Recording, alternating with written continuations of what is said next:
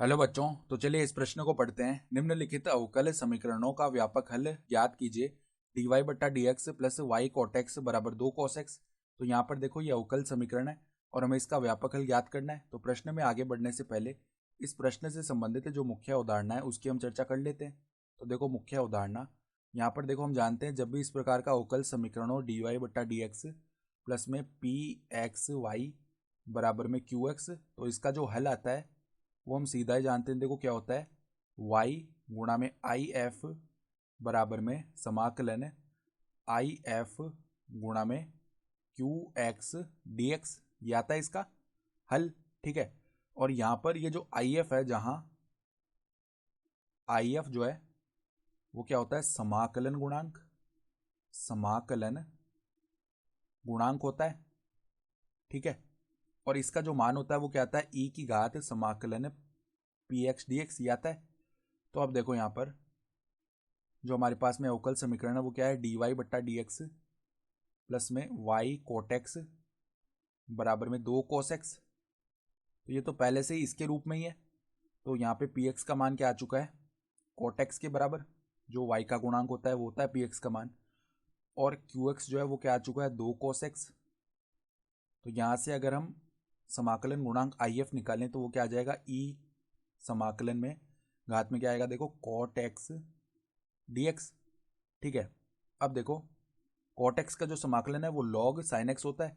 तो ई की घात में लॉग आधार ई साइन एक्स, ये बनेगा। अब देखो ई और ये ई दोनों समान आते हैं, तब सीधा ये जो अंदर लिखा होता है लॉग में वो लिखा आ जाता है। ठीक है, तो इसका मान आ जाएगा साइन एक्स, यानी कि जो समाकलन गुणांक है उसका मान साइन एक्स आ चुका है। तो अब देखो हमारे पास में जो हल है वो क्या बनेगा, हल वाई गुणा में साइन एक्स बराबर में देखो समाकलन आई एफ का माइनस साइन एक्स, और जो क्यू एक्स का मान है वो क्या है, क्यू एक्स का मान हम लिख चुके हैं 2 कॉस एक्स है। तो यहाँ पर देखो 2 कॉस एक्स डी एक्स। तो अब देखो वाई साइन एक्स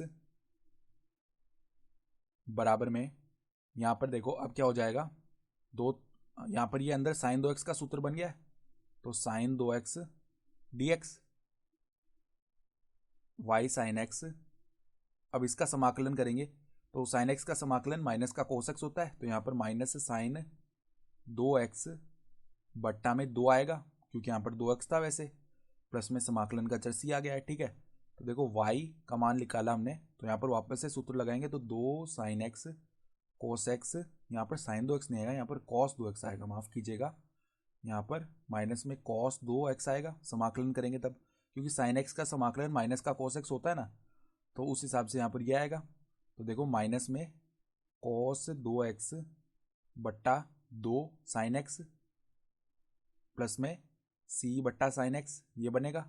ठीक है, तो अगर सही से लिखें तो y बराबर में minus cos 2x cosec x लिख देंगे, 1 बट्टा साइन एक्स को, माइनस 1/2 बाहर हो गया। ठीक है, और प्लस में सी बट्टा साइन एक्स, ये आ गया। और यही हमारा क्या हो जाएगा, उत्तर भी हो जाएगा। ठीक है, तो आशा करता हूँ कि आपको ये प्रश्न समझ में आया होगा। धन्यवाद।